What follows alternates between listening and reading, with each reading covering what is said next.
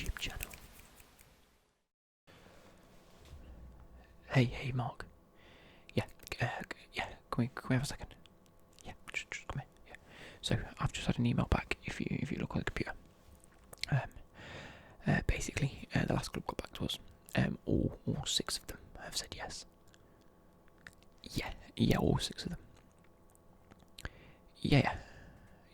So basically, all I want you to do is whenever they come in, just say, look, sit them down, say hello, nice to meet you, bring them to my office, offer them any refreshments they may need.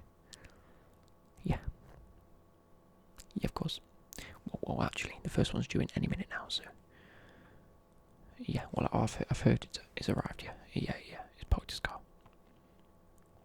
Yeah, I know it's a bit good for me. I'm quite happy. Yeah. Well, the next one's due to take place over the next couple of weeks. Yeah, of course, right. I think it's there. So if you go and meet him, and then bring him, introduce him, and then we'll get on with this meeting. Yeah. Okay. Hey, you're Frank. Nice to meet you. Big fan, as you're probably well aware. Yeah. Okay, yeah. Let's get straight into business. Yeah, so you sent us over a portfolio of different things. You wanted us to independently look and review the squad. We did work with your scouts and with your coaches, and we have come up with a bit of a plan, a bit of an assessment to do with your players and your squad. Now, the first thing we identified is a real lack in sort of ability within your defenders. Your defenders are good, you've got strong defenders, but we want people that are either good on the ball. Yeah. No, yeah, I totally agree. Yeah, you need better players that can play with the ball at their feet, specifically in that left back spot, and maybe one more defender. Yeah, so 1 left back, a centre back, and then we've heard of rumours on different accounts that, the likes of Pedro aging a little bit, Willian not being a fan favourite this season. Yeah, he's played well. Yeah, he's played phenomenally in the games where we think he's played well. But he has had his downsides. Totally agree. Yeah. So yeah, I think it'd be better if the club offloaded him while they can still get the money for him. Pedro's slowly being pushed out by young and becoming wingers anyway. So the likelihood of him getting back into a regular first team player over the next 2 seasons is pretty slim. Yeah, I'm just looking at my notes over here, don't worry about that. Yeah. Okay, so as we also know, I'm pretty sure you're aware, I think it got sent over to us anyway, that Alonso's looking to leave the club. You've got the likes of Emerson at left back, your current first team player at left back. So I think that's the one area we really did identify. Okay, yeah. So we identified Chilwell as our sort of backup option for that if you want to go for him. English talent gets on with many of the new youth players. I say youth players, they're first team players now, but what we still consider younger players. The likes of Mount, Tamori, Abraham definitely, yeah. And so I just think he fits that core group of the players. Great left back, everyone's heard of these sort of rumours going around that he's happy to come to a club like Chelsea. We can pay his wages here. Or you can pay his wages, should I say. I'm not in charge of that. I'm just here to, come as an independent sort of person, talk to you about the offers, and really discuss where we think you should go with it based on our, technology and whatnot at ClemPlays Industries. Yeah. Okay, so current evaluation, current markets, we're probably looking at anywhere above 35 million, which in today's market, I'd put that at a mediocre scale. You're looking more about 50 to 60 million for a left back of his quality, not the youngest, but, really, really coming into his prime now. You've seen it with Leicester this season, they've been playing phenomenally. Really sort of for the past couple of seasons, you've had the likes of the Maguires and the Kantés and the Vardys that have really hit the headlines, including Mahrez. Chilwell has been one of them players that have been quite sort of underrated, not quite looked at until, them players have been offloaded elsewhere. And then he stayed there, and people are going, actually, wow, we didn't really realise how good this guy was. So I'd try and get in there before he signs a new deal with Leicester themselves. Yeah, so like I said, he'll be a great star player for you. Good with the ball at his feet, that's what we need. Well, that's what you specifically need. Brilliant player. Yeah, so we estimate about 35 million. Obviously we know that the transfer ban's been lifted at Chelsea, so that's one of the main reasons you're here today. Yeah, I know we were having discussions a couple of weeks ago, depending on what would happen when we can sort of try and sign players, because obviously you could try to talk to players beforehand, you just weren't allowed to officially sign them beforehand. So it'd have been a case of a couple of seasons' time, or at least next season at the earliest. But yeah, with the transfer ban lifted, we're looking at trying to get you them players as soon as possible. Yeah, okay, so like I said, centre back, we've got two sort of different options here.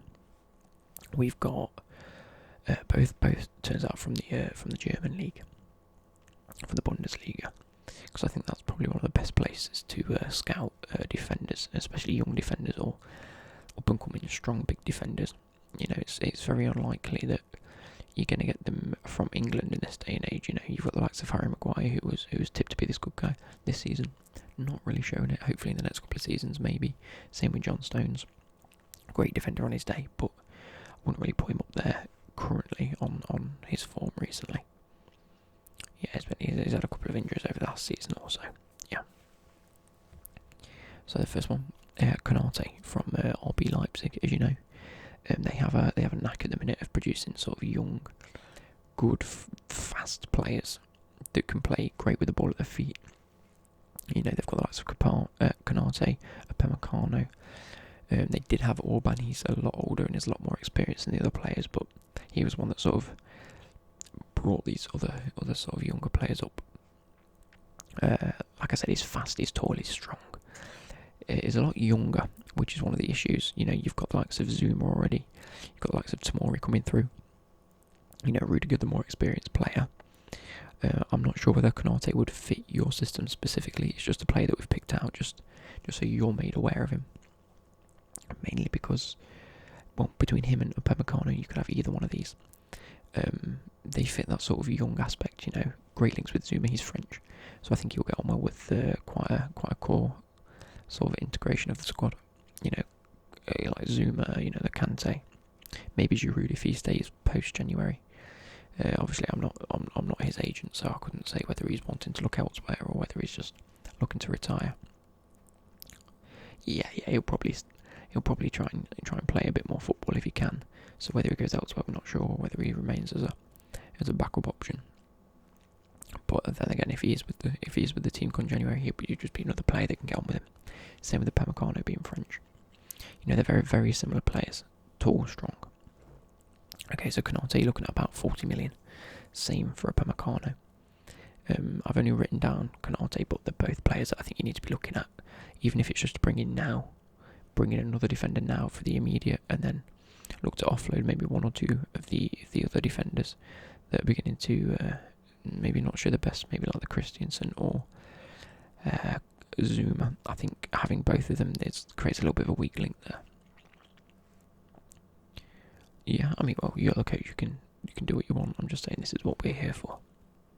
Okay, so the second defender we did want to look at, again, like I said, coming straight from the Bundesliga, from the German league, is Süle from Bayern Munich. Now, I think this could be a very, very good deal for you guys. He's tipped to be the next like Hummels or the next leader of German football in terms of big up and coming German centre back. Already in the first team for Bayern Munich, playing really well. He's a first team player, strong, pretty quick. You can't really go wrong with him. His value is a lot more at 54 million. But what we know with German football is that if he's valued at 54 million, you could probably get him for that. I don't think Bayern Munich are looking for 65, 70 million just for a centre back. It's a bit odd because I think the rules are a little bit different in Germany, but yeah, they always tend to go for a little bit cheaper. You've got the likes of Mats Hummels going from Dortmund to at Bayern Munich for it was something ridiculously lower than you'd think, sent into a rival club. A couple of years later, sent straight back for another low fee. I know he was aging, but to rival teams, it's not something you'd expect. Yeah, I think you get on with quite well with Rudiger, to be fair. He's German, there's not too many Germans in your squad, and so I think it could be a nice little way to maybe get Rudiger really going. You know, we've seen him have good games. We've seen him play great. He's probably the best centre back you've got. Had a bit of injury issues this season, but I think if you can get someone that's next to him, maybe a good partner, you know, in the next 2 to 3 years, you're thinking that maybe Rudiger and Süle are starting centre backs for the German national team. So I think having them both play at a club, I think the national team would like that. Creating that bond between two players. You're then going to come back from the international breaks that you have quite a lot of in the UK,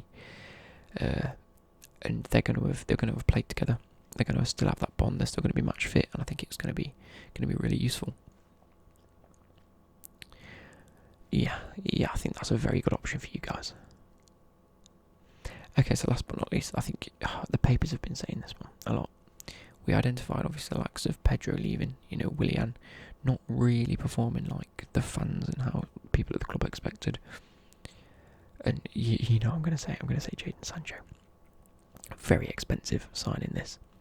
If you are looking at, like you said, you sent me the portfolio. You've got a lot of money to spend. So we thought, go big or go home. You know. Yeah. So Jadon Sancho, his current market evaluation is about 90 million now. I think 90 million in itself for a player like Jadon Sancho is up and coming. He's very young. He's shown that he's good enough on a league perspective. He's shown he's good enough on an international perspective. He's shown he's good enough in Europe. I don't think 90 million is far away from his estimate. Dortmund themselves, they could be looking at 100, 110, 120 million. But I think if you keep it as close to that 90 million as possible, or even lower, I think that's class. Now the best thing that I identified, right wing or left wing. You know, for Dortmund, he's been playing primarily right wing. He's had an odd game at left wing. England internationally, left wing. He looks comfortable anywhere with the likes of Mason Mount in the team. Playing cam, playing left wing, playing right wing when needed. Pulisic goes from the left to the right. I think this versatility could do really well. Play him on his preferred right wing, Pulisic on the left wing, or Hudson-Odoi on the left wing. I think just having that versatility in a player is always good, no matter how much you want to play him in like one position. You might have a set like formation or team sheet in your head. You know, you might think, right, I want Sancho on the right, Pulisic on the left, Mount in the middle, Abraham up top. Midway through the game, you might be thinking, right, Pulisic is a much better dribbler. We need that on the right. Jadon's a lot quicker. We need that on the left. Why don't we swap them? They're going to be like, okay, boss, we got it. So I think having that utility and having that versatility is a very good option. Plus he's young. He's got great ties. You know, he's been best mates with Hudson-Odoi since in the England setup, since in the youth setup with many of the clubs. Gets on well with Abraham Tomori and Mount. You know, it's been said. I'm sure if you go back and say to your players, look, what winger do you want us to sign?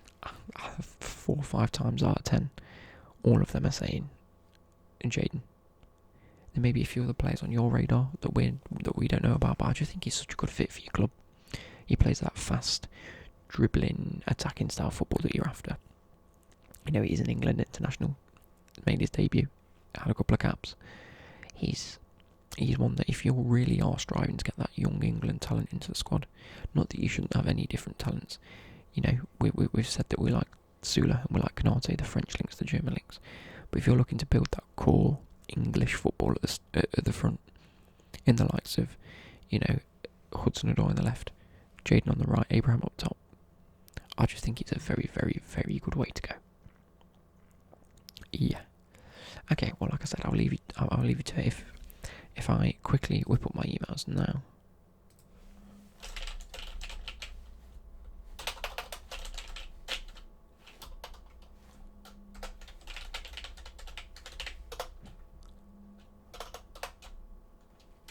Yep, I can send you that list over. And yep, that's perfect. That's sent over for you. So, like I said, have a think about it. Let me know in January. And yeah, thank you. Thanks for coming in. You know, it's been a pleasure. Yeah. Okay. See you later.